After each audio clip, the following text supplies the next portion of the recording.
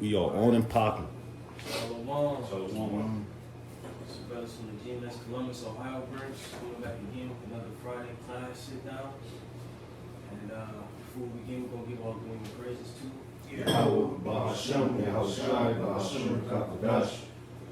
Alright, again, double honor to our beloved elders and apostles, the great millstone, shalom to those who elect. Shalom to all the occupant Christians, truth for sincerity. And like I said again, another Friday sit down. And today we're going to go into Daniel, the 11th chapter.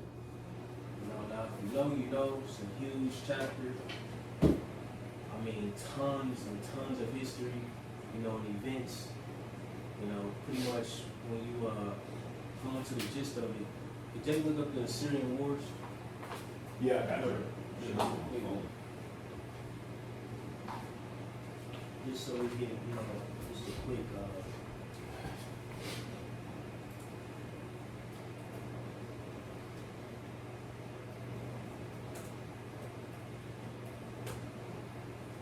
All right. When we start reading, what you got? the Syrian Wars. What did you bring up? Let me see. Nothing yet.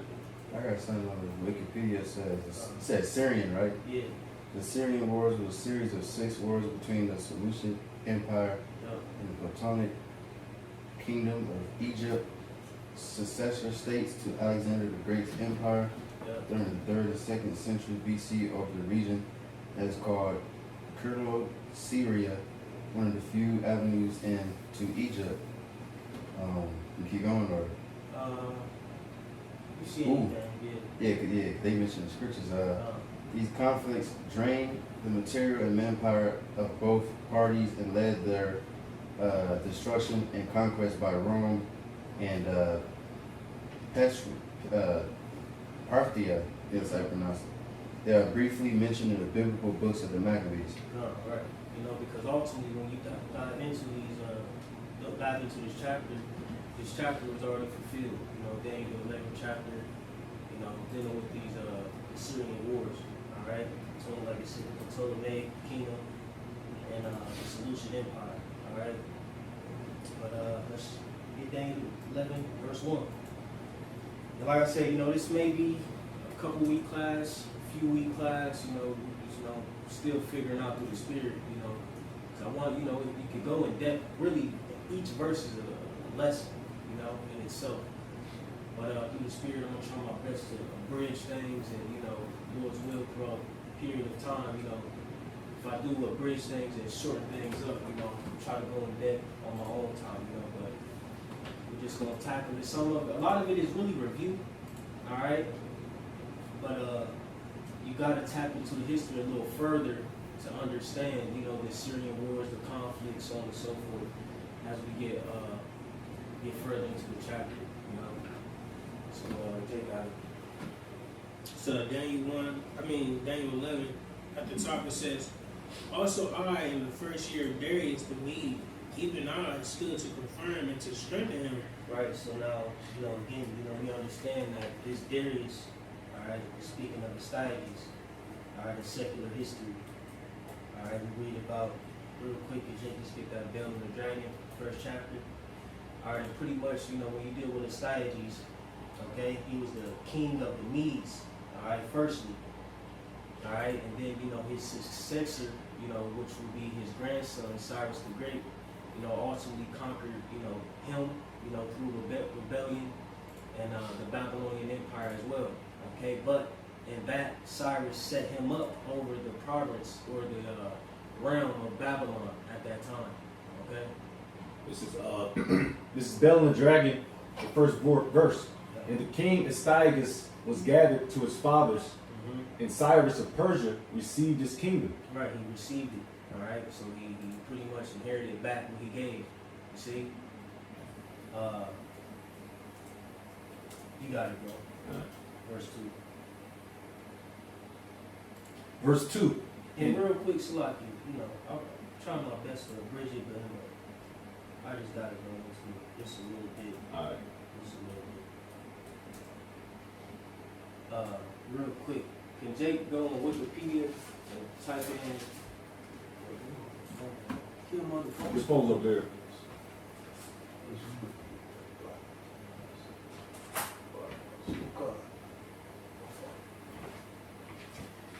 Just like I said again, so we understand who we reading about, you know. But real quick, let's inject this link on Wikipedia. And we're just gonna read a little bit about Astyages and or as some people say, Astyages, you know, etc. All right. Want me to start? Yeah, you got it? Yep, this is Astyages out of Wikipedia.com. Yeah. It says Astyages was the last king of the Median Kingdom, Mm-hmm. reigning from 585 to 550 BCE. Right. The son of Cyaxares. Cyaxares. Yeah. He was dethroned by the Persian king Cyrus the Great. Right. Which, like I said, Astyages is his grandfather on his mother's side. So Astyages had a daughter, I believe, Maydane. All right, and Maydane, she married Cambyses the First, which was a Persian king. All right, because people will ask, how it was, the two linked or etc. How were their family or kin. All right, and it's pretty much through the marriage of his daughter, Mandane, and Cambyses the First. All right, which when you go into it, Cyrus ultimately had a son, which his name was Cambyses the Second. All right, so just a little backdrop on who Astyages was, and his father. His father also is mentioned in the scriptures as well. I believe what's that in Daniel the 9th chapter? Did you grab that? Daniel 9:1. This is Daniel 9:1. Yeah. In the first year of Darius, the son of Ahasuerus, of the seed of the Medes, which was made king over the realm of the Chaldeans. Right, which is made king over the realm of the Chaldeans. Like I said again, Cyrus gave him that realm to run and govern. All right, after he conquered them and after he conquered Babylon. But like I said, when you deal with Daniel 9, it says in the first year of Darius, the son of Ahasuerus, all right, of the seed of the Medes. You see, so can you go to the BLB, Quan? John. Daniel 9. And then when you go into the BLB, just go into Ahasuerus real quick.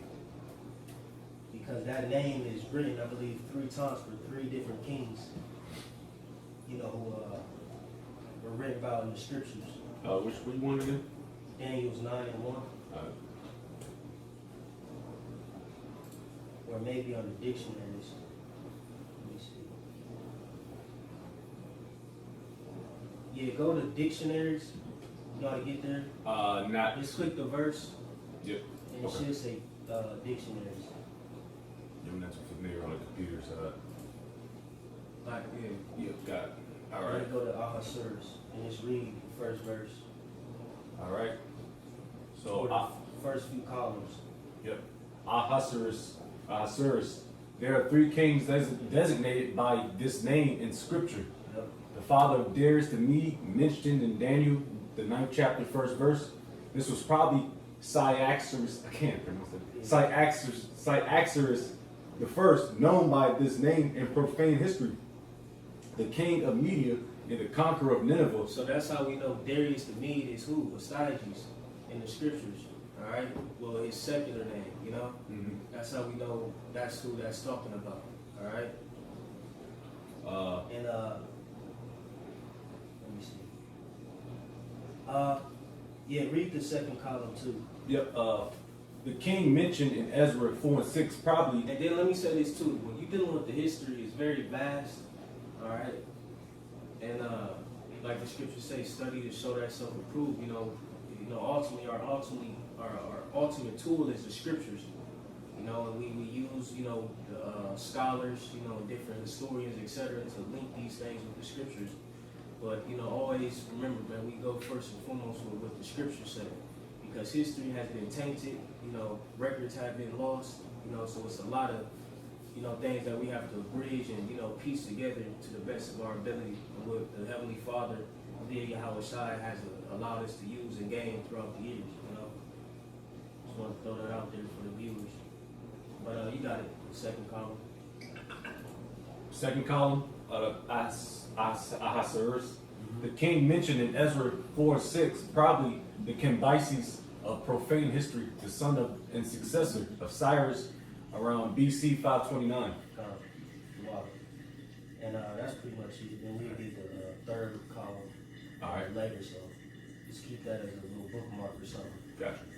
But just a little backdrop on, you know, Darius the Mede, all right, his father, his lineage, his daughter, you know, which, like I said, play a role as well concerning, you know, the birth of Cyrus the Great, all right. But now we established who this Darius is, you know, where we're at, all right. And pretty much we're in the, you know, the beginning stages and years of the Medo-Persian Empire when Daniel received his vision, all right, which, like I said, again, these visions already played out in prophecy, okay? But you got it in verse 2. Well, Dan, Yeah, go on. Daniel 11 verse 2, it says, "And now will I show thee the truth. Behold, there shall stand up yet 3 kings in Persia, and the fourth shall be far richer than they all. And by his strength, through his riches, he shall stir up all against the realm of Grecia." Right, like he says, "And now will I show thee the truth. Behold, there shall stand up yet 3 kings in Persia," right?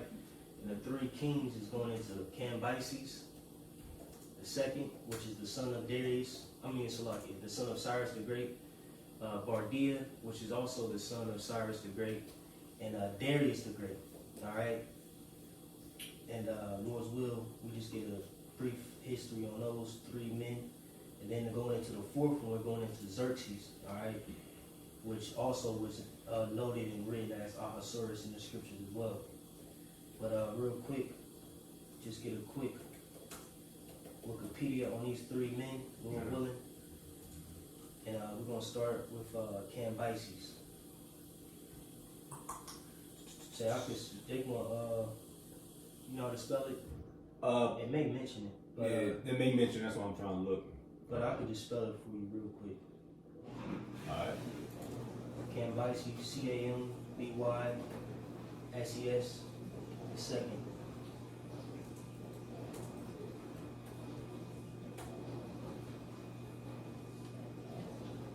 Cambyses the second. Yep. The second Old Persian, was the second king of kings of the Achaemenid Empire, reigning 530 to 522 BCE. Right, that's just another name for the Medo-Persian Empire, or common name, so to speak. She got it started. He was the son of the successor to Cyrus the Great, 550 to 530 BC. His mother was Casandane. His relatively brief reign was marked by his conquest of North Africa, notably Egypt, which he took by defeating Pharaoh Psamtik III, Yep. 526 to 525 BC, at the Battle of Pelusium. In 525 BC, after his victory in Egypt, he expanded the empire's holdings in Africa by taking Cyrenaica, the coastal region of eastern Libya, in the spring of 522 BC. Cambyses had to leave Egypt hastily to put down a revolt in Persia. Right, so this is the son, all right, of Cyrus the Great. All right, and you know, through the spirit, real quick, let's get a brief history on Cyrus to his father. Just so you know, because Cyrus was mentioned in the scriptures a few times. All right, I believe in Ezra a few times, and I think can Jake get Isaiah the 44th chapter? And that's a common name too, correct? Well, no. Well, Is it Cyrus or is it Darius? Darius. Darius is the common name. Yeah, Darius is another common name. Which Darius the Great is mentioned in the scriptures too, and we'll get that as well a little later. But we get Isaiah the 44th chapter, the last verse. Oh, I'm sorry. Let's take a shot. Isaiah 44, 28. That staff of size he is my shepherd and shall perform all my pleasure, even saying to Jerusalem, thou shalt be built into a temple, thy foundation shall be laid. Right. So when we deal with Cyrus, like I said again, this the king of the Persian Empire. He came up in rank. First rebelling against his grandfather, Astyages. But ultimately Cyrus was ordained, to give the decree to begin the rebuilding of the temple. All right, and see, this was Isaiah. This was way before Cyrus even, hit the scene. He was prophetically, the one who was going to allow us to rebuild in the temple. All right, you can get the first verse of the next chapter, little one. It's Isaiah 45:1. It says, thus saith Yahweh to his anointed, to Cyrus, whose right hand I have holden, to subdue nations before him, and I will Right, loose. and don't get, for the viewers, of course, brothers know, Jacob get tripped up on him being called the anointed. Pretty much he was, ordained for this task. I got a precept for you. The Lord was, dealing with him, prophetically to accomplish, what he needed to accomplish, concerning prophecy. I got a quick one for you. Yeah. This is Romans chapter 13 at the top. It says, let every soul be subject unto the higher powers, for there is no power but of the Most High. The powers that be are ordained of the Most High. Yeah, right, water, beautiful precept. Like you said, the powers that be are ordained to the Most High. Can you get that Proverbs 21 as well? The first verse. This is Proverbs And can you hold Ezra 1? 21. Ezra. This is Proverbs 21 at the top. The king's heart is in the hand of the Lord, as the rivers of water. He turneth it whithersoever he will. Right, so he stirred up, the mind of Cyrus, and gave the decree and allowed, those who were exiled to Babylon, to go back to Jerusalem and rebuild. All right? But Jake can get that Ezra 1. So Ezra 1 at the top. It You says, finished that 45? No, it says, back to Isaiah 45, in the middle of it says, and I will loose the loins of kings to open before him the two lead gates, and the gates that shall not be shut. God, right, like I said, the Heavenly Father was dealing with it, He allowed this, this heathen man to come up in the ranks and power. Like I said, ultimately for prophecy's sake, to start, the rebuilding of the temple that was destroyed by the Babylonians under the rule of Nebuchadnezzar. But you got Ezra. Ezra 1 at the top. Now in the first year of Cyrus, king of Persia, that the word of the Lord by the mouth of Jeremiah might be fulfilled. Yahweh stirred up the spirit of Cyrus, king of Persia, that he made a proclamation throughout all his kingdom, and put it also in writing, saying, thus saith Cyrus, king of Persia, Yahweh God of heaven hath given me all the kingdoms of the earth, and he hath charged me to build him an house at Jerusalem, which is in Judah.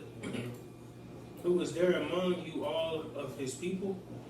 His power be with him, and let him go up to Jerusalem, which is in Judah, and build the house of Yahweh, God of Israel. He is the power which is in Jerusalem.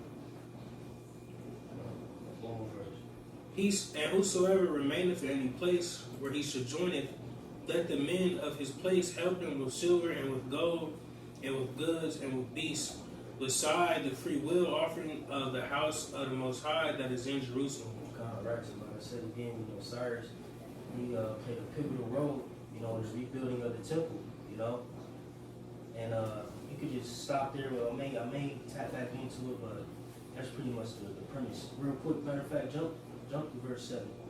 What, Ezra? Ezra 1 and verse 7 says, also Cyrus the king brought forth the vessels of the house of the Lord, which Nebuchadnezzar had brought forth of Jerusalem, and had put them in the house of his God.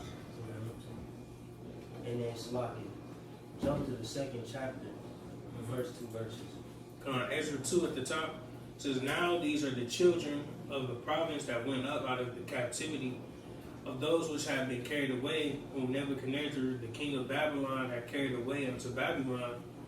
and came again unto Jerusalem and Judah, every one unto his city, which came in Zerubbabel, Jeshua, Nehemiah, Sariah, Reliah, Mordecai, Bilshan, Mispar, Bigvai, Rehum, Baanah, the number of the men of the people of Israel. Right, and these are mighty men, man, who began, you know, to go back to the city, all right, to rebuild, you know.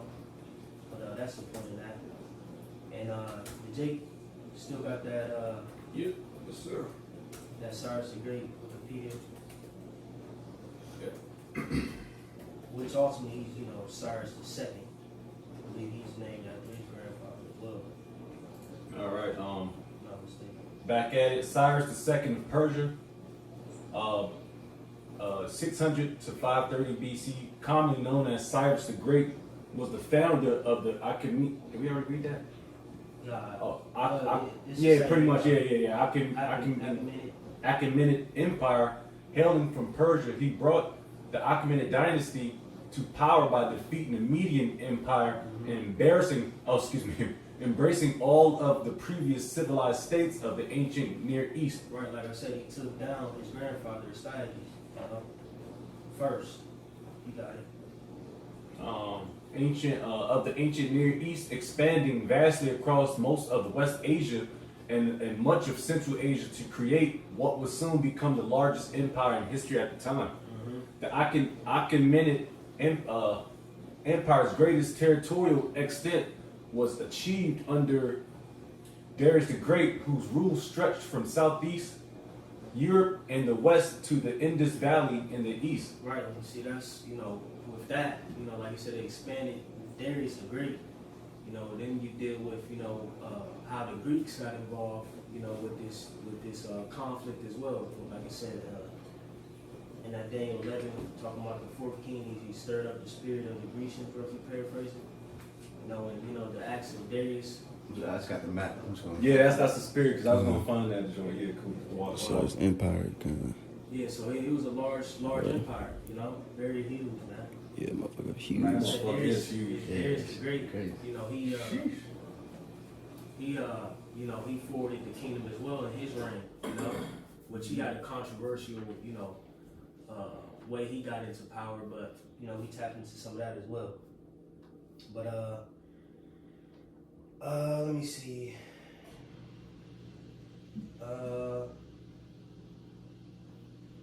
That's pretty much the point. Real quick, read the second portion. Yeah, this is after observing the Median Empire, Cyrus conquered Lydia, and eventually the Neo-Babylonian Empire granted him control of Anatolia and the Fertile Crescent. Yeah. Respectfully, there we go. Pops all right. Respectfully, he also led a major expedition into Central Asia, where his army brought into subjection every nation without exception before he allegedly died in battle with the Massagetae, a nomadic Eastern Iranian people, along the Seir Daria in December 530 BC. However, per Xenophon of Athens, Cyrus did not die fighting and had instead returned to the capital city of Pasargadae. Regardless of the date of his death, he was succeeded by his son Cambyses II, whose campaigns in the North Africa led to the conquest of Egypt, Nubia, and Cyrenaica during this short rule. Right, so now we get an understanding. We understand who Astyages is. We understand who his fathers is, Cyaxares. We understand his relation to Cyrus the Great. You know how they are all figures in the scripture. They ain't written about in secular history. Going to show you the validity of the scriptures. And now, like I said again, we tap into the first king written about in Daniel 11th chapter. All right, now we got two more in that first portion in the last one. So let's get a quick Wikipedia of his brother, Cambyses II's brother, the son of Cyrus, Bardia, which is spelled Brdiya.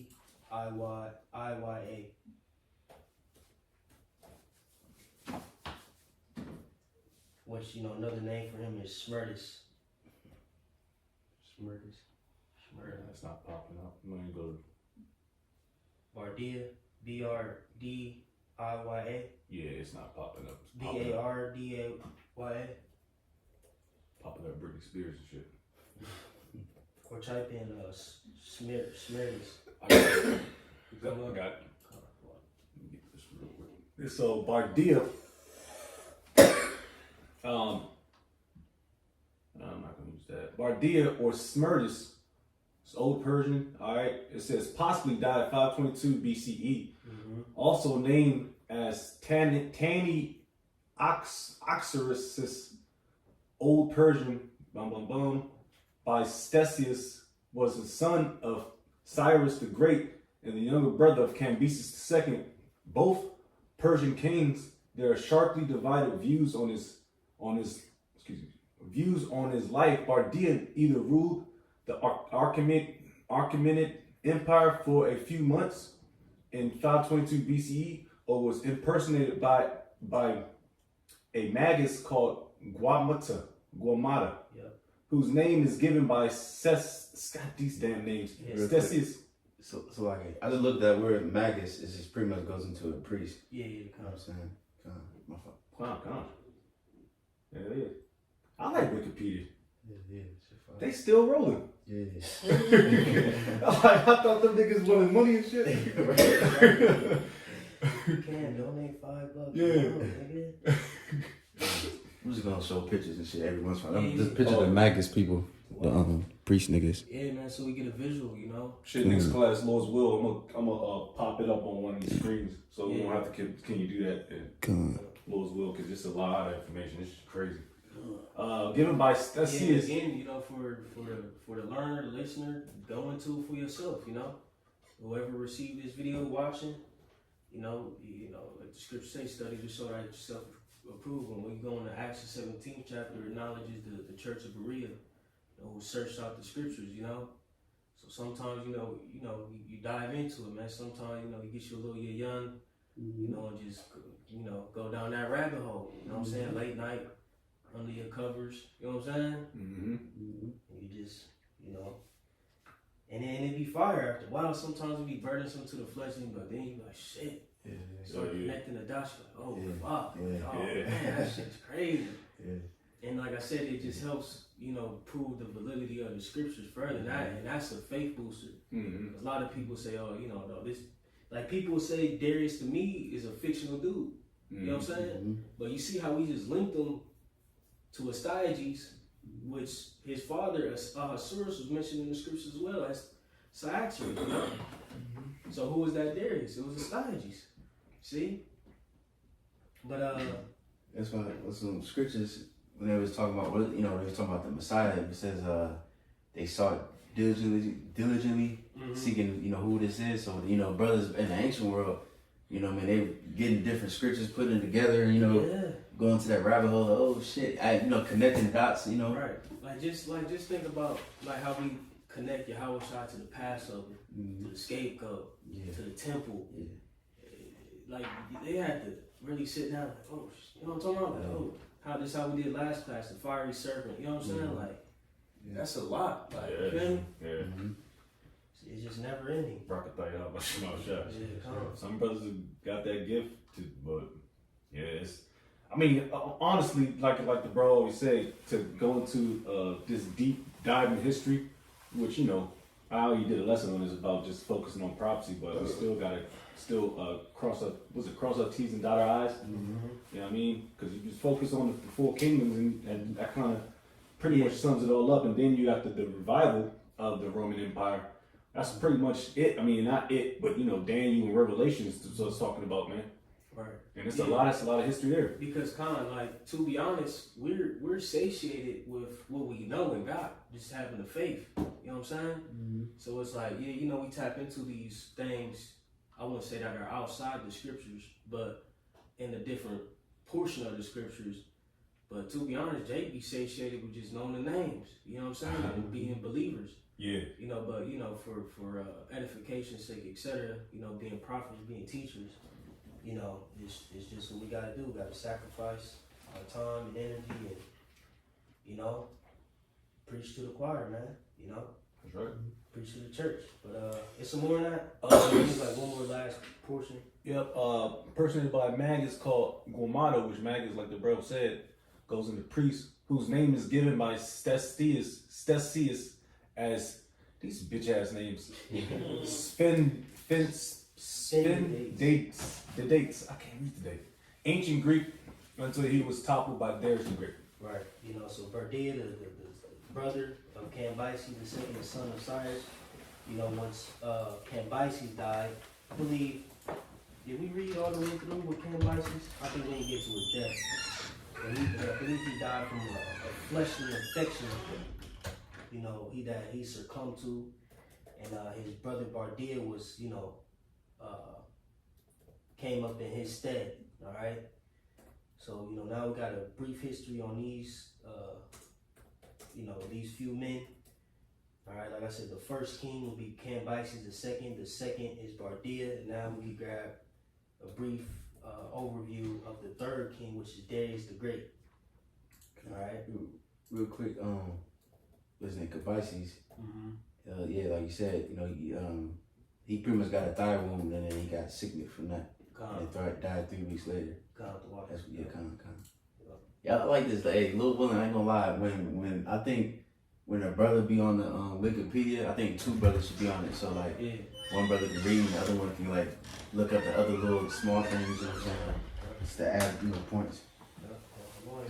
I'm over this sweating. Yep. Alright, so I got you. Real quick, Salakia, Cambyses is written about in the scriptures as well. And real quick, Jay could get that Ezra 4. Alright, because we already know that Cyrus gave a decree to rebuild the temple. Alright, but we understand that the process of the temple wasn't completed until I believe Darius the Great.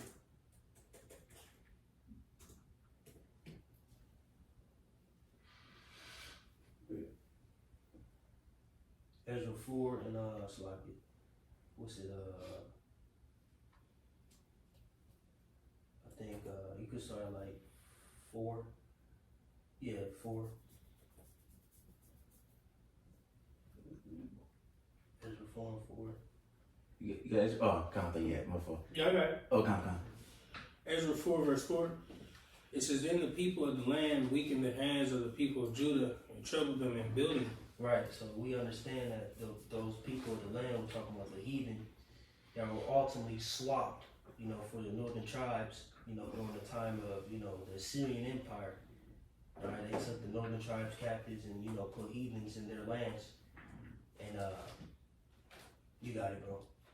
It says, verse 5, "and hired counselors against them to frustrate their purpose all the days of Cyrus, king of Persia, even until the reign of Darius, king of Persia." Right, so you have people conspiring against us, rebuilding the temple, etc., sending letters, all right, to, Cambyses, why they shouldn't, which is going to read, you got it. It says, "and in the reign of Ahasuerus," Which is talking about Cambyses, like we went into the definition of Ahasuerus in the dictionary, it's notably for three men, Cyaxares, Cambyses, and Xerxes. But you got it, bro. it says, "in the reign And of in this context, it's speaking of who would be the one after Cyrus the Great, which would be Cambyses. You got it. in the reign of Ahasuerus, in the beginning of his reign, wrote they unto him an accusation against the inhabitants of Jerusalem, Judah and Jerusalem. And in the days of Artaxerxes, wrote Bishlam, Mithridath, Tabeel, and the rest of their companions unto Artaxerxes, king of Persia. And the writing of the letter was written in the Syrian tongue and interpreted in the Syrian tongue." That's the point. Lord will can tap into some of this history as well, but I may do that in another video on my own. But cool, calm. Now we can jump into Darius the Great, Alright. the third king in 11 chapter 7 verse. This is Darius the Great. 550 to 46 BCE, commonly known as Darius the Great, was the third king of kings of the Achaemenid You see, Empire. it ties right into it. So spoke of the three kings, you know, in the Daniel 11th chapter. What you got it, bro? It says, empire reigning from 522 BCE until his death in 486 BCE. He ruled the empire at its territorial peak when it included much of West Asia, parts of the Balkans, Thrace, Macedonia, and Paeonia, and the Caucasus, most of the Black Sea's coastal regions, Central Asia, the Indus Valley, in the Far East, and portions of the North Africa and Northeast Africa, including Egypt. These niggas, bro, this shit is crazy. Think of the vastness of this empire and how, you know, it forwarded through time. Yeah. You know, these dudes, hey, it's mighty deal right here. You know what I'm saying? These damn Elamites and Japhites, you know, because, you know, the Medes stem from Japheth. You know, the Persians at that time stem from Elam, you know. But, yeah, they was getting busy. And like I said, it said when it included much of West Asia, parts of Balkans, Thrace, and Macedonia, all right, which when you deal with that, now you start to tap into how, you know, they were ruling over a portion of the Greeks, all right, because prior to, you know, the Greek Empire, you know, the Greek Empire had, you know, the Greeks at that time, the Edomites, the Macedonians, etc. You know, they just had city states. You know, so you had Macedon, you know, you had Thrace, you had Greece. Look like the Balkans as well. You know, but you had them different Greek lands, and they were just, you know, Athens, you know, so on and so forth. You know, Sparta, you know what I'm saying? You had different Greek lands, and then under, I believe, Philip, all right, Alexander the Great's father, that's when Greek, you know, or the Greek Empire, you know, stemmed forth as a conglomerate. You know what I'm saying? From Macedon. Right, because like I said, the Persians under Darius, you know, had parts of Thrace and Macedonia that they had conquered, you know, and pretty much, you know, through that, you know, they had put heavy taxation on the you know, Greeks at that time were the ones in that land, and you know that sparked a revolt. All right, but we tap into some of that with Xerxes. Can you read the second column of Kushah? Yep. Back at it, including Egypt, Eastern Libya, and coastal Sudan, Darius ascended the throne after overthrowing the Achaemenid monarch Bardia or Smerdis, who he claimed was in fact an imposter named Guamata. The new king met with rebellions throughout the empire, but quelled each of them. A major event of Darius's career, described in Greek, his historiography, was his punitive expedition against Athens and Atria for their participation in the Ionian Revolt. And can you click on that Ionian Revolt? Because Ionian, like I said, that's going to spark, you know, the conquest of Xerxes, and you read about that, or not read about it, but that's exactly what happened during the movie of 300. That's why Xerxes came and, you know, was, you know, coming against, you know, them Greeks, you know, but pretty much, you know, like I said, his father, you know, had, you know, portions, you know, of the Greeks, you know, their lands, and, you know, had taxation, etc. And, you know, he would set up tyrants of the Greeks to rule over the people. And I forget the one tyrant, it may mention them in that Ionian Revolt passage, but pretty much he I think it will. Just read that bubble shot. This is the Ionian Revolt and associated revolts. Jake getting the understanding though, like the connections and the history. Oh yeah, it's just all right. they're trying to take notes and crazy. The timeline is crazy. The Ionian Revolt and associated revolts in Aeolis, Dor, Cyprus, and Caria were military rebellions by several Greek regions of Asia Minor against Persian rule, lasting from 499 BC to 493 BC. At the heart of the rebellion was the dissatisfaction of the Greek cities of Asia Minor. So that just ties in the whole system, man. You know, the Babylonian, the Persians, Medes, the Greek, and then the Roman. because they still gotta just like how America was built, they was built little by little Yeah. with the Israelites, and then Esau came, and then that's when it started the whole thing, man. So Yeah. it ties in perfectly. Yeah, everything, rose together, Mhm. one domino after another. But you got it, bro. This is And then ultimately, this all sets up the Hellenization, of the Israelites. Yep. So all this had to happen. It says Darius organized the empire by dividing it into administrative provinces, each governed by a satrap. A satrap was a governor of the provinces of ancient Median and Persian. It tells you that in I believe Daniel the 5th chapter, verse 1, I believe. Yeah, I think so. Or 6. He organized Achaemenid coinage as a new uniform monetary system, and he made Aramaic a co-official language of the empire alongside Persian. He also put the empire in better standing by. Where you at? With Darius? I'm still with Darius. Okay, come. He says standing by improving roads, introducing standard weights and measures. Through these changes, the Achaemenid Empire became centralized and unified. Darius undertook other construction projects throughout his realm, primarily focusing on Susa, Pasargadae, Persepolis, Babylon, and Egypt. He had an inscription carved upon a cliff face of Mount Behistun to record his conquest, which would later become important evidence of the old Persian language. Now, can you jump back to the Ionian Revolt? Back at the Ionian Revolt? Yep. The Ionian Revolt and associated revolts in Aeolis, Doris, Cyprus, and Syria were military rebellions by several Greek regions of Asia Minor against Persian rule, lasting from 499 BC to 493 BC. At the heart of the rebellion was the dissatisfaction of the Greek cities of Asia Minor. That's pretty much it. No, keep going. Oh, Keep reading, Salaki. Okay. What's it? Asia Minor, with tyrants. Just stop there. Yeah, it kind of stopped, so I have to kind of find it where I can run. Yeah, just keep on reading, Salaki. Yeah. All right. At the heart of the rebellion was the dissatisfaction of the Greek cities of Asia Minor with the tyrants appointed by Persia to rule them, along with the individual actions of two Milesian tyrants, Histiaeus and Aristogoras.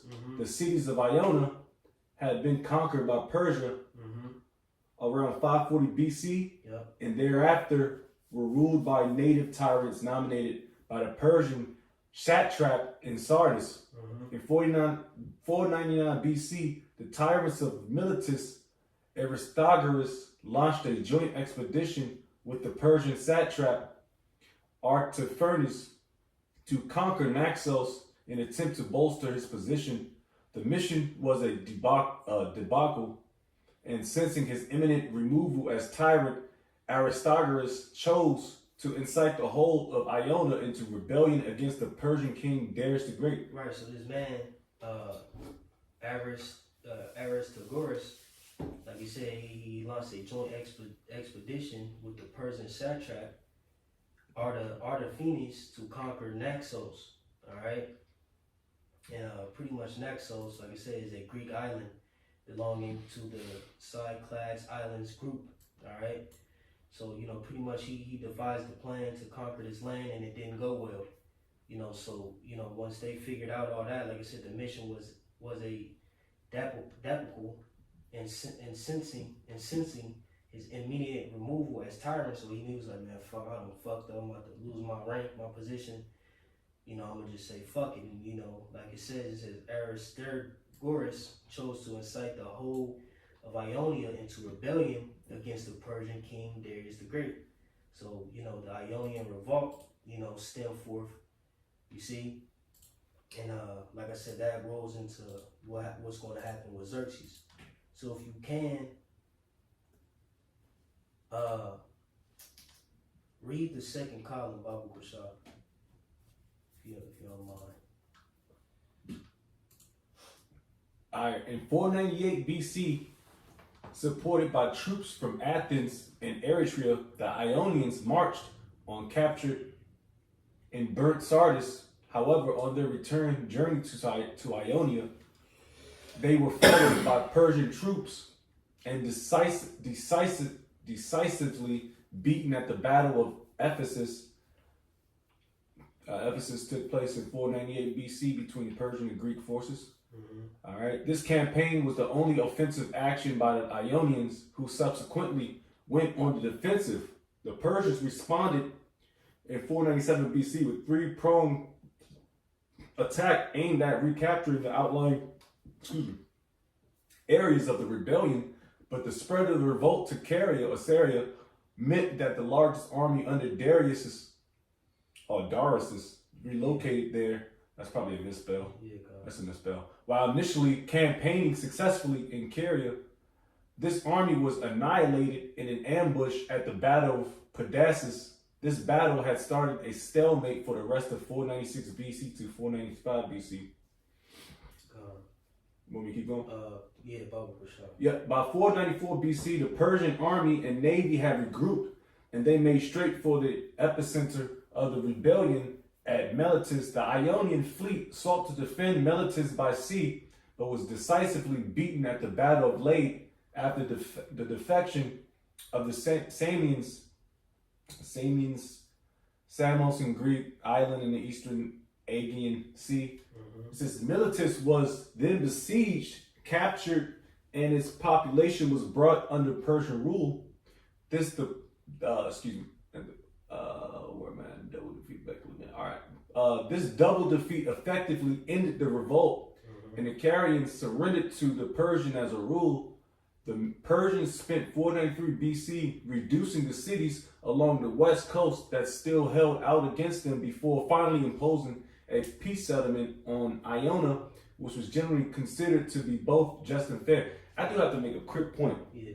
Because that's when you say like the Medes and they took over parts of Europe, so to speak. All right. Was it Europa? Either or. This how you know history shows you the campaign about the Medes, all right, which are the Japhetic people, man. So that shows you that, you know what I mean? It just shows you. Yeah, where they were. Yeah, where they were. In the time in past time, that takes hundreds of years to move a whole group out of a land. Yeah. All right. But one more. Yep. The Ionian revolt. Where I'm at. The Ionian revolt constituted the first major conflict between Greece and the Persian Empire. That's where I wanted to get. Yeah. So, like I said, the Ionian revolt constituted the first major conflict between Greece and the Persian Empire. Now, Quan, hold that. And can you read that Daniel 11 and 2 one more time? Yep. Daniel 11 verse 2. It says, "And now will I show thee the truth. Behold, there shall stand up yet 3 kings in Persia, and the 4th shall be far richer than they all by his strength. Through his riches he shall stir up all against the realm of Grecia." Right. See, so now we understand where this conflict between the Greeks and the Greeks and the Persians, stem from. The Ionian revolt ultimately. All right. Now you can finish that out, Quan, and then we're gonna get some history on Xerxes. All right. Did we read anything on Darius? I think we did. We did. Yeah, Con. The Ionian revolt constituted the first major conflict between Greece and the Persian Empire, and as such represents the first phase of the Greco-Persian Wars. Yep. Which series of conflicts between the Achaemenid Empire and Greek city-states that started in 499 BC and lasted until 449 BC. Although Asia Minor had been brought back into the Persian fold, Darius vowed to punish Athens and Eretria for their support of the revolt. Right. See, this was stirred up Darius to go further in the Greeks, and try to wage war on them because of those who showed support, to Ionia and the other portions of those who revolted against them. But you got it. It says, Eritrea for their support of the revolt. Moreover, seeing that the myriad city-states of Greece posed a continued threat to the stability of his empire, according to Herodotus, Darius decided to conquer the whole of Greece in 492 BC, the first Persian invasion of Greece. The next phase of the Greco-Persian Wars began as a direct consequence of the Ionian Revolt. You see? So now, now Darius on that bullshit.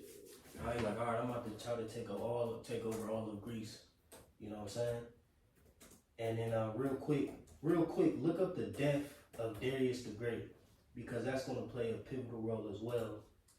Because, like I said again, all this stuff is stirring the pot for Xerxes. Darius's conquest, the revolts, how the Greek or the Greco-Persian War started, and where was Xerxes' mindset. Like I said, you see a little bit of that in that movie 300. You know what I'm saying? Back to Wikipedia, go down to death and succession. It says after becoming Darius, right? Yeah. Darius the Great. Oh yep. Says after becoming aware of the Persian defeat at the Battle of Marathon, Darius began planning another expedition against the Greek city-states. This time he, not Datis, would command the imperial armies. Darius had spent 3 years preparing men and ships for war when the revolt broke out in Egypt. This revolt in Egypt worsened his failing health and prevented the possibility of his leading another army. Soon afterwards, Darius died after 30 days of suffering through an unidentified illness. Yep, particularly due to his part in crushing the revolt at about 64 years old in October 486 BCE. All right, so now we can look up Xerxes in the Wikipedia. Xerxes the first.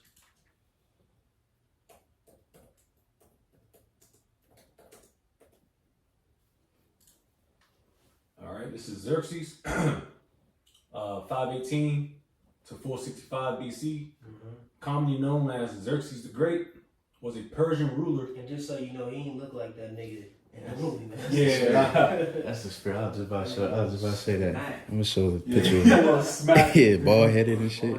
Yeah, bald-headed. Nigga look mighty as he got a beard and shit, Yeah, you gotta look like you got some.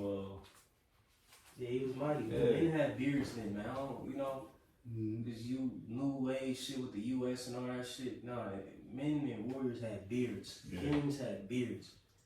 Rulers had beards. Every man, if he can grow his beard, should have a beard. If a nigga cutting his beard off, man, that shit is Going off. off, man. And niggas be smacked. Butt chins and shit. Yeah. It's another depiction. But you got it, Quan. It says Xerxes the Great was a Persian ruler who served as the fourth king of kings. See, Daniel 11 and 2. You talk about the fourth king, then came up with fourth one. You got it, bro. It says king of kings of the Achaemenid Empire, reigning from 486 BC until his assassination in 465 BC. He was the son of Darius the Great and Atassa, a daughter of Cyrus the Great. In Western history, Xerxes is best known for his invasion of Greece in 480 BC, which ended in Persian defeat. Xerxes was designated successor by Darius over his elder brother Artaxerxes and inherited a large multi-ethnic empire upon his father's death.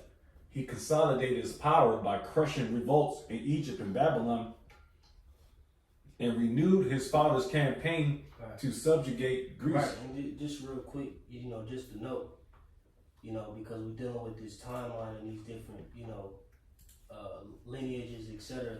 So this is a real quick, let me look it up. Jacob look this up so we understand.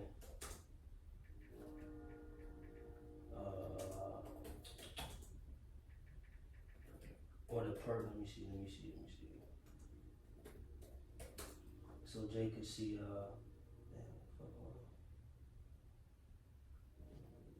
lock it.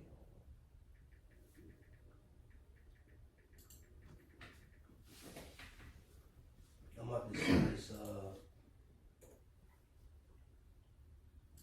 you can, Zaquan, Mm-hmm. I'm about to put this photo in the chat or this link, so Jay can see the and Jay can always look it up too. You know, brothers who watch this chart. You know, so we see, you know, the line, the lineage, the connections, you know, et cetera, you know, between the different rulers. 'Cause like you said, Atosa is the daughter of Cyrus the Great, which she married Darius the First, alright, or Darius the Great. And then between that two, they had Xerxes the First, and then you read about Artaxerxes, etc. You know, but just so Jake, you know, can see it, and if Jake want to look at it too, you know, Jake can see. But you got it, Quan. It's a lot of information, bro. Where we at on time? Because once we get that. 55, something like that. Oh God, dang. Alright, yeah, just we breeze through Darius, and I'ma just, Lord will, I'ma just run through like 3, 4, and 5, and then we just gonna call it that, and you know. Lord's will, I'm gonna see how I can, you know, in the next round, just try to, you know, go through this quicker. Lord willing, we'll see. But you got it, Quan. Yep. Xerxes was designated successor by Darius over his elder brother Artaxerxes and inherited a large multi-ethnic empire upon his father's death. He consolidated his power by crushing revolts in Egypt. Right, and that's what made him so rich. You know, he had inherited a lot. You know, the you know, different conquests, etc. That his father Darius had went out and saw. You know, he inherited a lot. You know, that's why when they depicted him in that 300, he was rich as shit. Mm-hmm. You know what I'm saying? And he really was. He was rich. You got it, bro. It says upon his father's death, he consolidated his power by crushing revolts in Egypt and Babylon, and renewed his father's campaign to subjugate Greece and punish Athens and its allies for their inheritance in the Ionian interference in the Ionian revolt in 480 BC. Right. So Salaki, like I said, it says and renewed his father's campaign to subjugate Greece and punish Athens and its allies for their interference in the Ionian revolt. So, like I said, this was Xerxes' whole mission. Like it said, and by his strength through his riches, he shall stir up all against the realm of Grecia. You know, so he went and, you know, followed after his father's footsteps in a pursuit to take down Athens, you know. Continue that campaign. Right. And see, then, you know, now you see how the Greeks and the Persians war started. And then, you know, that ultimately leads down to your mans and them, you know. Mm-hmm. Freaky dude. But you got it, bro. Oh, man. In 480 BC, Xerxes personally led a large army and crossed the Hellespont in Europe. He achieved victories at Thermopylae and Artemisium. Thermopylae and Artemisium before capturing and like I said, bro, it's just so much. You could go into these wars and, you know, all these sub wars, and man, it's just never ending slocking. Oh yeah. But you got it, bro. It says capturing and raising Athens, and his forces gained control of mainland Greece north of the Isthmus of Corinth until their defeat at the Battle of Salamis. Fearing that the Greeks might trap him in Europe, Xerxes retreated with the greater part of his army back to Asia, leaving behind Mardonius to continue his campaign. Mardonius was defeated at Plataea the following year, effectively ending the Persian invasion. After returning to Persia, Xerxes dedicated himself to large-scale construction projects, many of which, Bob the Builder head-ass nigga, many of which had been left unfinished by his father. He oversaw the completion of the Gate of All Nations, the Apadana and at Tashara at Persepolis, and continued the construction of the palace of Darius at Susa. He also maintained the royal road built by his father in 465 BC. Xerxes and his heir Darius were assassinated by Artabanus, the commander of the royal bodyguard. He was succeeded by his third son, who took the throne as Artaxerxes I. God, you see? Mm-hmm. So boom. Nice bridge. Yep, that's where we at. So now we can read Daniel 11 and 3. See that first two verses, and really going further into that. But real quick, I did make a point about Darius being written in the scriptures, so I do want to prove that. And can Jay get First Ezra, the 3rd chapter, the 1st verse, and then you can jump. Then you can jump to or is it the fourth chapter? Yeah, Jake just read First Ezra 3 and 1. This first Ezra 3 and 1 says, "Now when Darius reigned, he made a great feast unto all his subjects, and to all his household, and to all the princes of Media and Persia." Right, and this is talking about Darius the Great, you know? And then, like I said again, Xerxes written in the scriptures as well when you read the book of Esther. You know, that Ahasuerus was speaking of Xerxes. Alright, Xerxes the first. So in this context, it's speaking about Darius, and when you deal with it, pretty much, you know, he was chatting, you know, between his peers and all that, and pretty much he was willing to reward, you know, a man, in, you know, in his courts. I believe it was a bed chamber, something like that. Mm-hmm. To, you know, whoever comes up with a wise saying, you know, will be rewarded. Oh yeah, damn. And then I believe it was Zerubbabel, if I'm not mistaken, who came up with a wise saying, you know, like you said, men are, you know what I'm saying, you know, Jake remember the account, Yeah. came up with the wise sayings, you know, Right. he and the women. So who the strongest? Yeah, woman yeah, king, yeah. Oh yeah. But like you said, the truth yeah. is the strongest. Yeah. And Darius was impressed, you know, with his knowledge and wisdom. And he awarded him, To be in his top. well, he awarded, this, so like I'm trying to find it exactly, I think it's in 4. Yeah, I can get it. I think I it's think I first recovered Ezra 4. Start at 42. It was what? Daniel chapter 4. Nah, first Ezra's Yeah, right here. Ezra 4 and 42. Then said the king unto him, "Ask what thou wilt more than is appointed in the writing, and he will give it thee, because thou art found wisest, and thou shalt sit next me." Wait, thou shalt sit next me. That's how it's written. So like it shall be called my cousin. Right. This is, you know, someone close to him. Then said he unto the king, "Remember thy vow, which thou hast vowed to build Jerusalem in the day when thou camest to thy kingdom." Because like I said again, you know, it had Cyrus. When, you know, Cyrus on the scene, that's when the beginning of the building started. But it was halted during the time of Cambyses. You know, he received them letters, you know, etc. And pretty much it had stopped, you know, for a period of time until Darius the Great, you know, came into power. You know, but you got it. And it pretty much brought it back to his remembrance. And it's, you know, you got it, Jaquan. It says, "And to send away all the vessels that were taken away out of Jerusalem, for Cyrus set apart when he vowed to destroy Babylon, and to send them again thither. Thou also hast vowed to build up the temple which the Edomites burned when Judea was made desolate by the Chaldeans." It says Psalms 137. Mm-hmm. Because Esau was in the midst of, you know, us being burned. Well, the temple being burned down. You damn Edomites.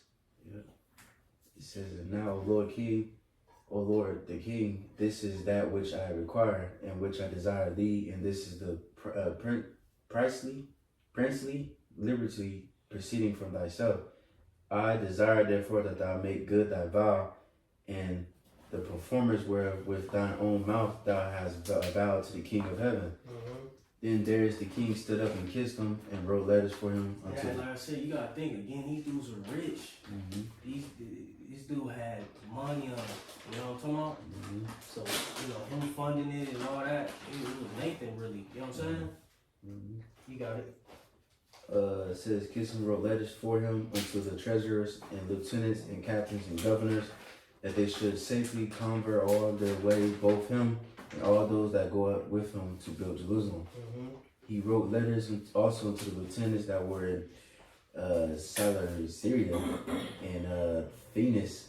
Yeah, sorry about that, slacking. And unto them in Lebanese. Lebanus, that they should bring cedar wood from Lebanus unto Jerusalem, and that they should build the city with him. That's pretty much the point. But I just wanted to prove that real quick through the spirit. And like I said again, you know, for time's sake, you know, we tap into the book of Esther, you know, and dealing with that source and that verse, you know, Mordecai and all that is dealing with Xerxes, you know, who was the husband of Esther, you know. Which that was her heathen name, correct? Yeah, that was her Israel Yeah. name, Star, Yeah. if I'm not mistaken. Yeah. But alright, you can read Daniel 11. Let's read to it's a lot, y'all, man. You know, That's just something to have tell. mercy upon Jake. Just read 3, 4, and 5, and then you know, I just go into it briefly, real quick. Daniel 11, verse 3 says, "And the mighty king shall stand up, that shall rule with great dominion, and do according to his will. Mm-hmm. And when he shall stand up, his kingdom shall be broken, and shall be divided toward the four winds of heaven." Right now, you know, this talking about, you know, your man Alexander, you know, Alexander the Greek. All right. You know, like you said, stand up in great power. Real quick, can we just get a quick Wikipedia on Yeah, YouTube? of course. Because like I said, you know, you had the Greco-Persian Wars. All right. All right, this is Alexander the Great. You guys should be familiar with this guy. Yeah. What is Mo? Alexander III of Macedon, 356 BC to 323 BC, most commonly known as Alexander the Great, was a king of the ancient Greek kingdom of Macedon. He succeeded his father, Philip II, to the throne in 336 BC. Right. Read about him in First Maccabees. You ain't got to get it. Mm-hmm. You got it. BC at the age of 20 and spent most of his ruling years conducting a lengthy military campaign throughout Western Asia, Central Asia, parts of South Asia, and Egypt. By the age of 30, he had created one of the largest empires in history, stretching from Greece to northwestern India. He was undefeated in battle and is widely considered to be one of the history's greatest and most successful military commanders. Funny, you know. So like I said, you know, there's that mighty king, all right, that had that stood up. All right, you get that 4th verse in Daniel 11. Daniel 11:4 says, "And when he shall stand up, and his kingdom shall be broken, and shall be divided toward the four winds of heaven, and not to his posterity." Right.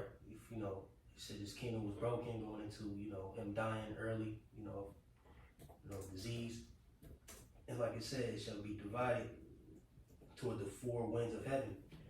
You know, you already know the names: Ptolemy, Seleucus, Cassander, and Lysimachus. All right, and like I said, and not to his posterity, which go into his descendants.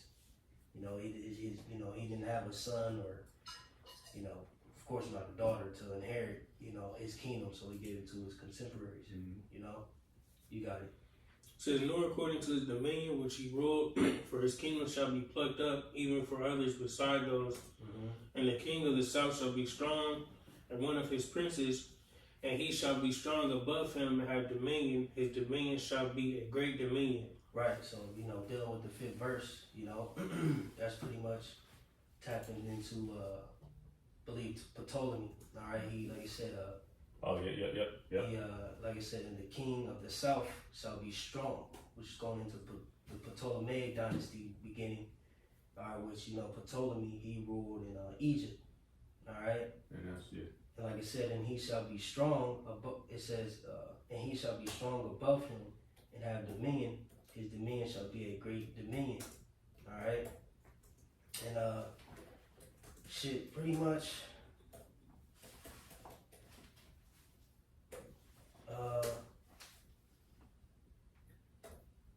But Antiochus just came out of told me that. Nah, solution. Nah, so like I said, and the king of the south shall be strong is going in for Ptolemy. And Okay. one of his princes is going into the Seleucid dynasty. Okay. Yeah. It said one of his princes, and he shall be strong above him and have dominion. His dominion shall be a great dominion. Right? You know, then you get the Antiochus. That's yeah. Okay, so he came out of I thought he came out of Ptolemy. Nah. Yeah, okay. Seleucid. Nah. And then, like I said, even just this verse is like The Empire. You know what I'm saying? A lot. But real quick, Shit blurry. what you looking up? The Potomac, whatever the fuck them pronounce niggas. Empire. The four generals. And I got the Potomac Empire, the map. Can you look up the four generals, like their map, Yeah. Oh, okay. like the you know where they reigned and all that? These four generals, one. So we get an idea of like I said, his kingdom was spread to the four winds, conquering south, west, east, and north.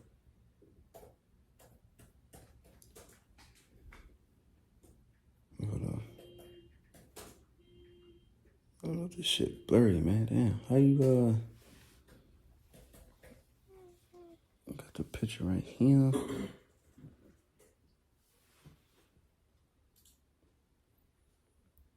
Yeah.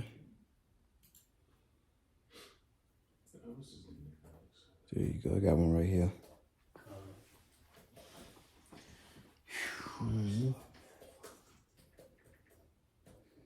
Greek Empire Division.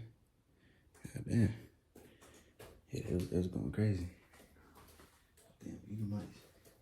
Pretty much you had the four generals: Cassander, Ptolemy, Licinius, Cassander reigned in Macedonia / Greece, Ptolemy, Egypt, Seleucia, parts of Asia, Babylon and Persia, and Licinius, Thrace, and Asia Minor.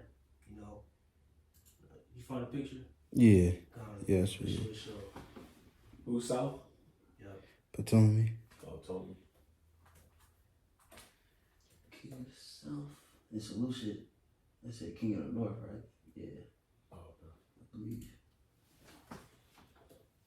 Yeah, but Lord's will we stop there through the time, and Lord's will we'll probably continue at the 5th verse with a little bit more information, and then just move down the line, Lord willing, But Jake satisfied, Jake good. Where we at on time? It's like an hour, 11. All right, well, that's the first portion of it. That's the basis of it. The origins, so to speak. So Salakia, man, a lot of history, a lot of things to tie into, a lot of, things to bridge, and things, that ultimately you gotta establish to understand, this chapter, So with that, Lord's will, this is edifying to those who may receive it. Gonna give all glory and praises to. Yahweh, Ba'ashem, Yahushai, Ba'ashem, Kakudash. One shalom, elders and apostles, the great millstone, shalom to all who elect, and shalom to all the Akim pushing the truth with sincerity. Shalom.